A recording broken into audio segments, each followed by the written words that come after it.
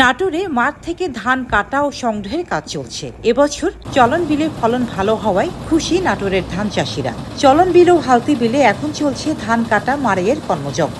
বিল অঞ্চলের মাঠে মাঠে কাটা মাড়াইয়ের শোরগোলে নেমেছে উৎসবের আমেজ। বর্ষার আগেই ধান ঘরে তুলতে দেশের বিভিন্ন জেলা থেকে এই অঞ্চলে এসেছেন হাজারো শ্রমিক। নতুন ধানের সুবাসে ভরে উঠেছে চলন বিলের প্রান্তর। সোনালী স্বপ্নের হাসি এখন মাঠে মাঠে।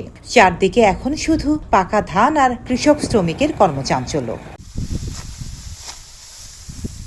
বৈশাখের প্রথম সপ্তাহ থেকে চলন বিল ও হালতি বিলে বোরো ধান ঘরে তুলতে শুরু করেন কৃষকরা। চেষ্টা চলে বর্ষার আগেই ফসল ঘরে তোলার।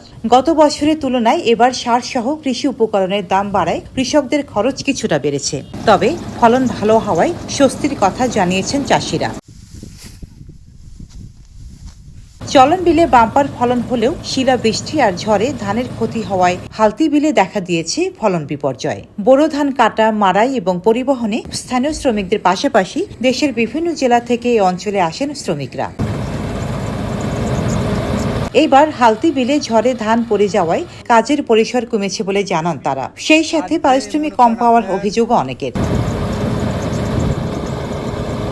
এবছর জেলায় ধান উৎপাদনের লক্ষ্যমাত্রা ধরা হয়েছে 4,14,321 টন, যার আনুমানিক বাজার মূল্য 1,533 কোটি টাকা। সরকারিভাবে ধান কেনা অভিযান শুরু হলে কৃষকরা ধানের ন্যায্য মূল্য পাবেন বলে আশা স্থানীয় কৃষি বিভাগের। উল্লেখ্য, 2024-25 মৌসুমে নাটোর জেলায় এবার 57,425 হেক্টর জমিতে বোরো ধানের চাষ হয়েছে।